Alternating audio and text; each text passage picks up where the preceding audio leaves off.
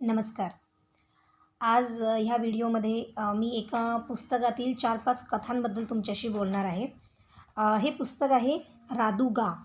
या पुस्तकाचं नाव आहे रादुगा. हे आहे अंतोन चेखवच्या निवडक रशियन कथा, जे की लिहिलेलं आहे इर्शाद वडगावकर यांनी. इर्शाद वडगावकर हे रशियन भाषेचे अभ्यासक आहेत आणि सध्या JNUमध्ये PhD करत आहे. सो आय मस्ट से हा अँटॉन चेखव आपल्यापैकी बऱ्याच लोकांना माहिती असेल, की रशियन भाषेतच नाही तर जगातील महत्त्वाच्या लेखकांपैकी एक महान लेखक मानले जातात आणि ते पर्टिक्युलरली त्यांचं जे स्पेशलायझेशन आपण ज्यांना ओळखतो ज्या कामासाठी ते म्हणजे त्यांच्या लघुकथा. तर लघुकथांसाठी ते ओळखले जातात.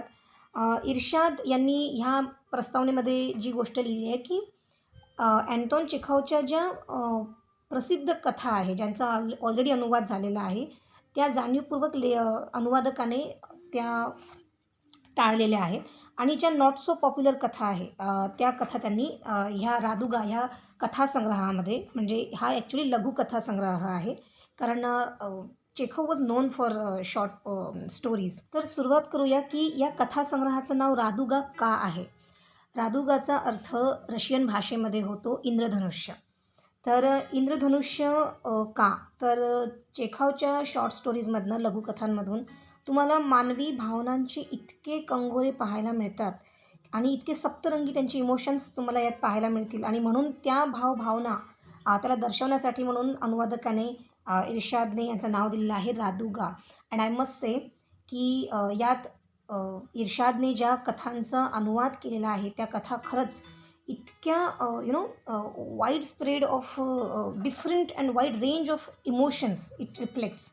त्यामुळे हे नाव अत्यंत व्यवस्थित आहे असं मला वाटतं आणि जो अनुवाद आहे तो सुद्धा इतक्या साध्या सोप्या, आपण जे म्हणतो की चांगल्या भाषेमध्ये, मराठी भाषेमध्ये झालेला आहे, की ती असं वाटतात की ह्या ओरिजिनल कथा आहेत. म्हणजे यातली जी नावं आहेत जसं वोल्गा किंवा वॉर्का, ही जी नावं आहेत ती आपली नाही आहेत. तेवढी नावं जर आपण सोडली तर या कथा अक्षरशः मराठी परिप्रेक्ष्यामध्ये घडत आहे असं वाटतं.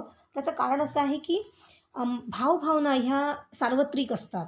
त्याला स्थळ, काळ, वेळेची मर्यादा त्या पार करून जातात आणि त्यामुळेच कदाचित ह्या आपल्याला इतक्या आपल्याशा वाटतात आणि मला असं वाटतं की कथा ह्या आपल्याशा वाटणं याचा अर्थच आहे की अनुवाद उत्तम झालेला आहे याचा. आणि इर्शाद मीचं आधी सांगितलं की JNUमध्ये PhD करत आहेत. त्यांची अर्पण पत्रिका ही फार महत्त्वाची वाटली मला. त्यामध्ये अर्पण पत्रिकेमध्ये अनुवादकाचं पहिलंच पुस्तक आहे हे आणि ते त्यांनी आपल्या आईला डेडिकेट केलेलं आहे आणि तो म्हणतो की रशियनमधून अनुवादाचा माझा पहिला प्रयत्न अम्माला, मी वाचावं म्हणून सतत चाललेल्या तिच्या धडपडीला आणि सगळ्यात महत्त्वाचं म्हणजे मला लहानपणी चांदोबातल्या गोष्टी वाचायला देणाऱ्या अम्मासाठी चेखवच्या गोष्टी. तर आपल्याला माहिती आहे इसाप नीतीच्या गोष्टी आपल्याकडे आहेत किंवा पुराणातल्या गोष्टी आपण वाचतो. तर त्या गोष्टींपेक्षा मला आता चेखवच्या गोष्टी द्यायच्या आहे किंवा आपल्या सगळ्यांना आपण त्या आपल्या इमोशन्सकडे जाऊया. मानवी मूलभूत म्हणजे मनुष्य ज्या मूलभूत भावना आणि संवेदनांनी बनलेला आहे, त्याच्याकडे किंवा त्याचं एक्सप्लॉयटेशन होताना आपण डोळे उघडून बघू शकतो का? हा मुळात प्रश्न आहे आणि चेखवच्या या गोष्टींमधून हे जे वास्तव आहे ते कदाचित आपण स्वीकारू शकणार नाही, इतकं भयानक आहे. वेगवेगळ्या प्रकारचे हलके-फुलके इमोशन्ससुद्धा त्यामध्ये आहे. तर पहिली जी गोष्ट आहे त्याची ती आहे, पहिल्या कथेचं नाव आहे वारकाची झोप. आता वारकाची झोप ही जी गोष्ट आहे ती मला फार रिलेव्हंट वाटते आपल्या समाजामध्ये. ही एका मोलकरणीची गोष्ट आहे. ती एक परमनंट आपल्याकडे आधी जसं असायचं की आपल्याकडे सुद्धा एक बॉन्डेज लेबर नावाची आधी कन्सेप्ट होती. शेतीमध्ये सुद्धा जे गडी होते त्यांनी 24/7 आपल्या मालकाचंच काम करायचं, अशा काही गोष्टी आपल्याकडे जमीनदारी आणि सामंतवादी पद्धतीमध्ये होत्या. तर याच्यामध्ये वारकाची झोप ही जी कथा आहे यामध्ये ती मोलकरीण आहे आणि तिला सकाळ संध्याकाळ काम करायचं आहे आणि इतकं काम की तिला झोपायचं सुद्धा नाही आहे. म्हणजे लोकांना एक कॉमन सेन्स समजत नाही की आपल्याकडे जो माणूस काम करतोय त्या माणसाच्या सुद्धा मूलभूत गरजा आहे आणि त्या पूर्ण झाल्या पाहिजे आणि तो जर नाही झाला, तो आपल्याकडे काम करत असताना जर आजारी पडला, त्याचं काही झालं तर who will pay for that? तर आपल्या मालकांजवळ दुसरा उपाय असतो की उदंड झाली लोकसंख्या, हा नाही तर तो नाही तर तो, काय फरक पडतो? त्यामुळे एक मूलभूत गोष्टींकडे, आपल्याकडे काम करत असणाऱ्या लोकांच्या मूलभूत गोष्टींकडे सुद्धा आपण अनेकदा दुर्लक्ष करताना आपल्याला दिसतं. विशेषतः प्रायव्हेटमध्ये 8-9 हजारांसाठी जे लोक काम करतात त्यांच्याकडनं 12 तास 14 तास अशा पद्धतीने काम करून घेतलं जातं. रविवारीसुद्धा त्यांना सुट्टी दिली जात नाही. अशा प्रकारची कथा आहे. वारकाची ही जी आहे ही मोलकरीण आहे. तिला इतकं काम आहे तिच्या त्या घरामध्ये आणि तिला सगळ्यात महत्त्वाचं म्हणजे रात्री छोटं बाळ आहे. तिच्या पाळण्याला तिला झोका द्यायचा आहे त्याच्या. कारण काय तर ते झोपत नाही आणि ते झोपलं नाही तर त्या त्या बाळाच्या आई-वडिलांना त्रास होतो. त्यासाठी म्हणून वारकाला काम आहे की तिने सगळी कामं करून रात्रीसुद्धा बाळाला झोका द्यायचा आहे.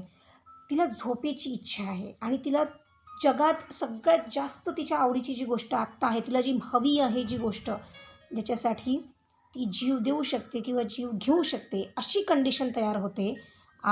ती गोष्ट वारकासाठी म्हणजे तिची झोप आहे. म्हणजे मूलभूत गोष्टीसाठी जेव्हा खूप जास्त छळ केला जातो, तर माणूस एकतर हार मानतो किंवा विद्रोह करतो.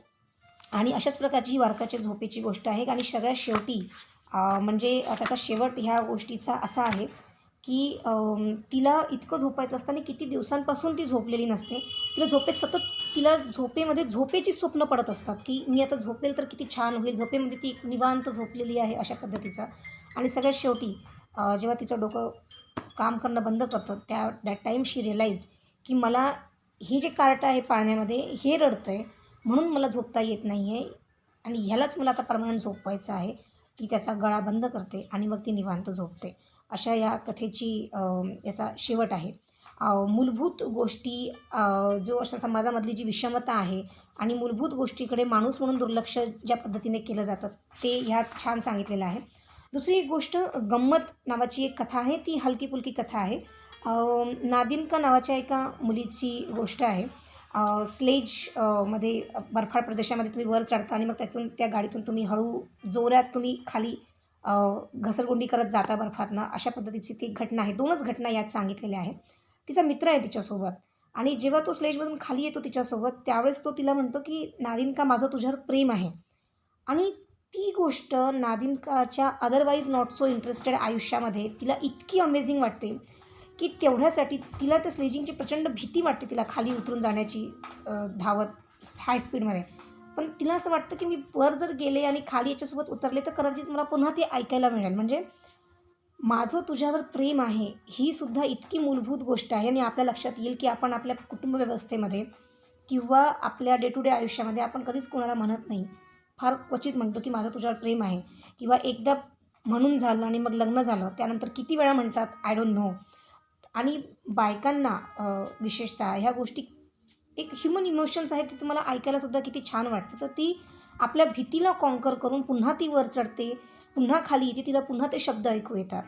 पण शी इज नॉट शुअर की हे वाऱ्याने म्हटलेलं आहे की माझ्यासोबत जो माणूस ट्रॅव्हल करतो आहे त्याने म्हटलेलं आहे. कारण तो माणूस तिची गंमत करतो आहे की काय असं तिला वाटत होतं आणि तो माणूससुद्धा त्याची कबुली देत नाही. ही गोष्ट थोडीशी ह्युमन इमोशन्सला एक थोडा खेळ करणारीसुद्धा आहे आणि ती कथा थोडी माझ्या दृष्टिकोनातून कॉम्पॅक्ट नाही असं मला वाटतं. पण त्याचा एंड खूप छान आहे की लेखक म्हणतो 1886ची ही घटना आहे की आता या गोष्टीला बराच काळ लोटला आहे. नादिनका आता विवाहित आहे. स्वतःच्या मर्जीनं का घरातल्यांच्या पसंतीनं याला फारसं महत्त्व नाही. उमरावांच्या इस्टेटीवर सेक्रेटरी म्हणून काम करणाऱ्या एका व्यक्तीशी तिचं लग्न झालं आहे. तिला 3 मुलं आहेत. पण पूर्वी केव्हा तरी आम्ही दोघांनी मिळून स्लेज गाडीतनं फेरी मारली होती आणि त्या घोंगावत्या वाऱ्यानं तिच्या कानापर्यंत नादिनका माझं तुझ्यावर प्रेम आहे हे शब्द पोहोचवले होते. ही गोष्ट ती आजतागायत विसरलेली नाही. तिच्यासाठी ती तिच्या आयुष्यातली सर्वात प्रेमळ, हृदयस्पर्शी आणि सुंदर आठवण आहे. मी आता थोडा वयस्कर झाल्यावर विचार करतोय. मला स्वतःलाच कळत नाही मी ते शब्द का उच्चारले होते. का मी तिची गंमत करत होतो. आपल्यालासुद्धा अनेक वेळा आपण एखाद्यावर प्रेमाचा इजहार करतो आणि नंतर आयुष्यात खूप वेळा लक्षात येते की आपण ते खरंच प्रेम होतं का? की आपण वयाच्या ओघात, गमतीच्या ओघात म्हणून गेलो होतो. तर ही थोडीशी कॉम्प्लिकेटेड स्टोरी मला वाटली. त्यानंतर माझ्या आवडीची एक महत्त्वाची कथा यामध्ये आहे ती म्हणजे मामुली बात नावाची. ती एका 8 वर्षाच्या अल्योशा नावाच्या मुलाची कथा आहे. ही कथा आपल्या घरात सर्वत्र रोज घडते. कारण संस्कारांच्या नावाखाली आपण आपल्या मुलांना फक्त ध्येय देतो की तुला मोठं झाल्यानंतर हे बनायचं आहे, हे बनायचं आहे. पण चांगला माणूस बनायचं आहे हे आपण आपल्या पोरांना कधीही शिकवत नाही. बरं आपण शिकवत तर नाहीच, पण आपण आपल्या बिहेवियरमधनं सुद्धा त्यांच्यासमोर चुकीचे मानदंड एस्टॅब्लिश करतो. तर ही ती कथा आहे. त्या स्टोरीचा शेवट असा आहे, की आयुष्यात पहिल्यांदाच त्या दिवशी बाहेरच्या दुनियादारीतल्या खोटेपणाशी आणि फसवणुकीशी त्याचा इतक्या जवळून संबंध आला होता. नाहीतर तेव्हापर्यंत त्या बिचाऱ्याला माहीतच नव्हतं, की जगात गोड गोड अंजिरं, कटलेट, महागडी घड्याळं यांच्या व्यतिरिक्त देखील बऱ्याचशा गोष्टी असतात, ज्यांच्यासाठी लहान मुलांच्या भावविश्वात शब्दच नाही. कारण त्याला अ, ह्या माणसाने प्रॉमिस तोडलं. ही जगातली सगळ्यात महत्त्वाची गोष्ट त्यावेळेस वाटत होती. आणि खरं म्हणजे आपलं भावविश्व जे आहे त्याच्या छोट्या-छोट्या प्युअर इमोशन्स ज्याला म्हणतो त्याने बनलेलं असतं. पण मूल जेव्हा आपण त्याचं संगोपन करून त्याला मोठं करतो, तर बेसिकली आपण काय करतो, की ते जन्मतःच पवित्र, सुंदर, निरागस, प्युअर सगळं असतं. आपण त्याला वाढवतो म्हणजे मुळात त्याच्यामध्ये हे सगळे षड्रिपू टाकतो आणि त्याच्यापासून त्याला आपण वाचवत नाही. ह्या सगळ्या गोष्टी आपल्याला ह्या कथेतून माहिती पडतात. पुढची कथा आहे आस. आस ही सुद्धा माझ्या अत्यंत जवळची आणि मला फार आवडलेली कथा आहे. आपण बघत असतो की मृत्यू ही एक अनाकलनीय पण सत्य अशी घटना आहे. पण बरेचदा असं होतं की मृत्यू ह्या कथेतून विशेषतः हे लक्षात येतं की मृत्यू झाला आहे याच्यापेक्षा मृत्यू कुणाचा झाला आहे हे खूप मॅटर करतं. म्हणजे जसं आपण बघतो की जेव्हा मोठे माणसं मरतात तेव्हा त्यांच्यासाठी लेख लिहिले जातात, सद्भावना व्यक्त केल्या जातात. आपल्या घरीसुद्धा एक सामान्य माणूस एखाद्या लोअर मिडल क्लासमध्ये सुद्धा जर कुणी गेलं तर आजूबाजूला लोकं जमा होतात, ते सहवेदना व्यक्त करतात. पण इथे इयोना पतापो नावाच्या टांगेवाल्याची ही गोष्ट आहे. त्याचा मुलगा जस्ट मेलेला असतो. त्याला आजार होतो आणि तो मरतो. आणि हे लोकं इतके गरीब आहे, की त्या दिवशी जर टांगा नाही चालवला, तर कदाचित त्याच्यासाठी जेवायला काहीही राहणार नाही. हे जे टांगेवाले आहेत, ते रशियामध्ये त्या थंडगार याच्यामध्ये एका छोट्याशा झोपडीमध्ये सगळे टांगेवाले एकत्र राहतात. आणि याचा मुलगा नुकतंच हा शव तिथे सोडून हा आलेला आहे टांगा चालवण्यासाठी. आणि त्याला हमसून रडायचं आहे. त्याला सांगायचं आहे, त्याला किती वेदना झालेल्या आहे, की त्याचा जवान एकुलता एक मुलगा गेला आहे. तो तो प्रवासी त्या थंड्या रात्रीमध्ये त्या निशांत, निवांत रात्रीमध्ये जो त्याच्या टांग्यात बसतो, तो प्रत्येकाला विचारतो, त्याच्याशी बोलू इच्छितो. त्याला एकटं राहायचं नाही आहे, त्याला एकटं राहण्याची भीती वाटती आहे आणि तो त्याच्याशी बोलू इच्छितो आहे, त्यांना सांगू इच्छितो आहे. पण बसलेले प्रवासी हे काही सहप्रवासी नाही आहेत त्याचे, जे त्याच्या वेदना घेणार आहेत. त्यांना आपल्या वेळेत पोहोचायचं आहे. तर या कथेमध्ये त्याचं हे दुःख तो त्या रात्रीमध्ये किती प्रवाशांना आपल्या घोडागाडीत बसवतो, त्यांना कसं सांगण्याचा प्रयत्न करतो आणि कुणीच ऐकत नाही. इतकं की त्याची जी सामाजिक परिस्थिती शेअर करणारी जी लोकं आहेत, जे त्यांच्यासोबत त्या एकाच रूममध्ये आतमध्ये खोचून भरलेले आहेत, दमटून बसलेली आहेत सगळे आणि ती सगळी झोपलेली आहेत. तिथे तो रडण्याचा प्रयत्न करतो. तिथेसुद्धा त्यांना म्हणतात, की आम्हाला झोपू दे, उद्या सकाळी काम करायचं आहे. तर असं प्रचंड दुःख त्या माणसाचं त्याला सांगायचं आहे, त्याला फक्त व्यक्त व्हायचं आहे, त्याला रडायचं आहे. पण त्याच्याजवळ हक्काची व्यक्ती नाही आहे आणि बाहेरच्या माणसांना त्याने सांगून बघितलं, पण ती लोकं ऐकायला तयार नाही आहेत. आणि शेवटी तो आपल्या घोड्याच्या जवळ जातो आणि तिथे तो रडतो. आणि मग तिथे लिहिलेलं आहे, की ती छोटी घोडी पेंढा चघळत होती, ऐकत होती आणि अधनं-मधनं फुरफुरत गरम श्वास मालकाच्या हातावर सोडत होती. आता इओनाचा बांध फुटला होता. मनातलं सगळं तो तिला सांगत होता. म्हणजे आपण तुम्ही आज जर ही परिस्थिती बघितली, तर आज आपण ज्या पद्धतीनं आपली कुटुंब व्यवस्था किंवा आपल्या समाजात आपण जिथं राहतोय, where you cannot express fullest to each person. म्हणून नात्यांमध्ये बेस्ट कम्युनिकेशन असणं हे खूप महत्त्वाचं असतं. पण आपल्याला अशी नातीसुद्धा सापडणं, की जिथं आपण व्यक्त झालं पाहिजे किंवा निदान आपण कुणाचं तरी ऐकून घेतलं पाहिजे. ह्या गोष्टी आजच्या ह्या जेन झी किंवा after advent of this technology ह्या सगळ्या विचित्र होत असताना आपलं मनुष्यत्वच गळून गेलं की काय हे आज आपण बघतोय. ही कथा 1886ची आहे आणि आज तब्बल 150-200 वर्षानंतरसुद्धा टेक्नॉलॉजीच्या ॲडव्हेंटमुळं आणि आपण इतके व्यक्तिकेंद्री झालं असल्या कारणामुळं किंवा एक विचित्रपणा, ॲब्सर्डिझम आपल्या आयुष्यात आल्या कारणामुळं आपण एकमेकांना किती ऐकून घेतो हा प्रश्नच आहे. म्हणजे आज ही जी कथा आहे ही अंगावर धावून येते तुमच्या, की एक मूलभूत गरज आहे तुमची रडण्याची, मूलभूत गरज आहे प्रॉमिस टिकवण्याची किंवा मूलभूत गरज आहे कुणीतरी आपल्याला प्रेम व्यक्त करण्याची, मूलभूत गरज आहे तुमच्या झोपेची. ह्या सगळ्या मूलभूत बेसिक गोष्टी आहे आणि त्या लोकांना मिळत नाही आणि त्यावेळेस किती भयानक गोष्ट येऊ शकते.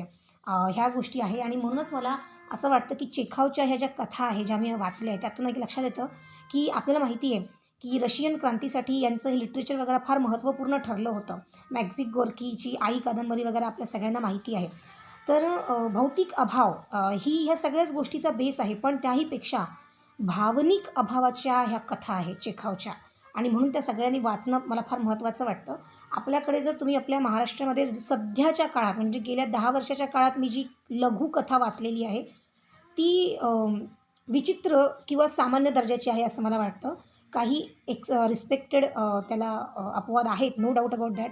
पण आजकाल लघुकथा लिहिणं म्हणजे फार सोपी गोष्ट झालेली आहे असं सगळ्यांना वाटतं. पण मला असं वाटतं त्यांनी चेखावच्या कथा वाचाव्या आणि हा रादुगा हा इर्शाद वडगावकरने केलेला अनुवाद नक्की वाचावा मराठीमधला. म्हणजे तुमच्या लक्षात येईल की लघुकथा is not everybody's cup of T आणि त्यासाठी तुम्हाला किती डीप आयुष्याकडे बघावं लागतं.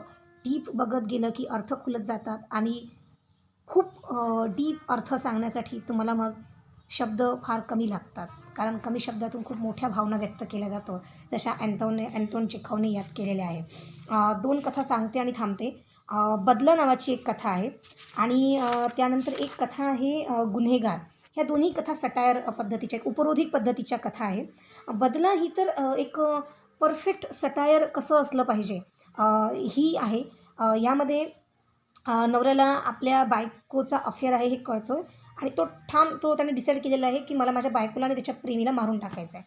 म्हणून तो एका रिव्हॉल्वरच्या दुकानामध्ये येतो बंदुकीच्या आणि तो बंदुकीचा मालक ज्या पद्धतीने त्याला ती बंदूक विकतो की तुला पौरुषत्व कोणत्या बंदुकीने गोळी मारल्यानंतर येईल, कोणत्या बंदुकीने मारल्यानंतर तुझं किती रक्त पसरेल, ह्या पद्धतीचा एक ॲब्सर्डिझम ह्या कथेमध्ये तुम्हाला बघायला मिळतो.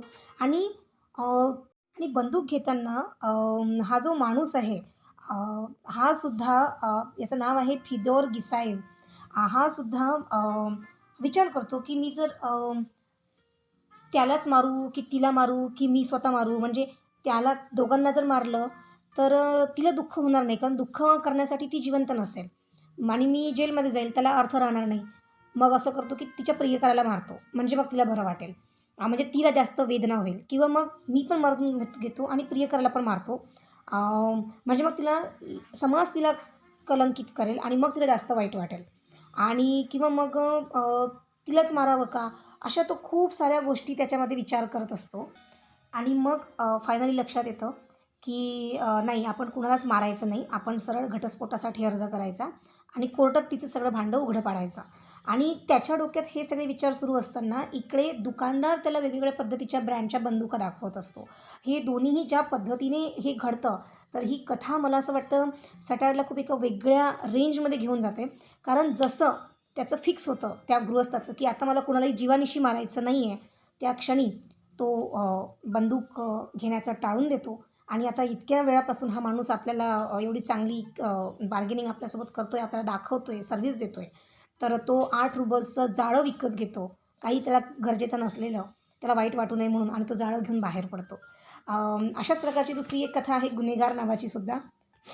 गुन्हेगार या कथेमध्ये एक बिचारा कामगार असतो आणि रेल्वे ट्रॅकचा नट काढतो म्हणून त्याला शिक्षा होत असते आणि तिकडे जज त्याला जजमेंट ऐकवत असतो आणि हा आपल्याच तल्लीमध्ये त्याचं वेगळं आर्ग्युमेंट असतं. कारण त्याची आणि याची फ्रिक्वेन्सीच मॅच होत नाही आणि त्याचं कारण असं आहे की दोन्ही खूप वेगळ्या बॅकग्राऊंडचे लोकं असतात. तर ह्या सगळ्या अशा सुंदर एकंदरीत जवळपास एक 12-13 कथा यामध्ये आहे आणि मला असं वाटतं की आपण ह्या कथा नक्की वाचाव्या. खूप अमेझिंग पेटीतला माणूस, वक्ता, भिकारी ह्या नावाच्यासुद्धा कथा सुंदर आहे आणि खरंच ह्या पुस्तकाचं नाव सार्थकी आहे रादुगा. कारण रादुगा म्हणजे इंद्रधनुष्य आणि मी तुम्हाला आधी म्हटलं की चेखवच्या कथा ह्या माणसाच्या भावनिक अभावाच्या कथा आहेत. समजून न घेण्याच्या कथा आहेत. माणसांची गरज एकमेकांसाठी व्यक्त करण्याच्या कथा आहेत. त्यामुळे कथा म्हणजे एखादी एक घटना घडते आणि ती घटनेला एक म्हणजे सुरुवात, मध्यस्थ आणि एंड अशामध्ये फक्त प्रसंग टाकायचे असं नाही आहे. ह्या कितीतरी कथा यात अशा आहे की ज्यामध्ये फक्त एक प्रसंग आहे आणि त्यातून ज्या गोष्टी निघतात त्या सरळ आपल्या यहाँ पे लगती है और वो इसलिए लगती है क्योंकि आप उस तरीके से अपनी ज़िंदगी को देखते हो. तर मला असं वाटतं की तुम्ही जर खरंच संवेदनशीलपणे आणि डोळे उघडे ठेवून जर आपल्या आजूबाजूचा समाज बघत असाल, तर चेखावच्या कथा ह्या रशियन न वाटता तुम्हाला स्वतःच्या वाटतील आणि त्यामुळे I congratulate Irshad Vadgaonkar for translating this amazing this short stories of the great Anton Chekhov into Marathi. आणि मला असं वाटतं इर्शाद वडगावकर हे आपल्या मराठी साहित्यामधलं एक मोठं नाव होईल येणाऱ्या भविष्यकाळात. कारण ज्या पद्धतीचं काम त्यांनी ह्या कथेवर केलेलं आहे, तर एक उत्तम अनुवाद झालेला आहे असं मला वाटतं. So I hope you like the video and you will by this book. आणि याचं जे पब्लिकेशन आहे ते आहे डायमंड प्रकाशन, डायमंड पब्लिकेशन पुणे.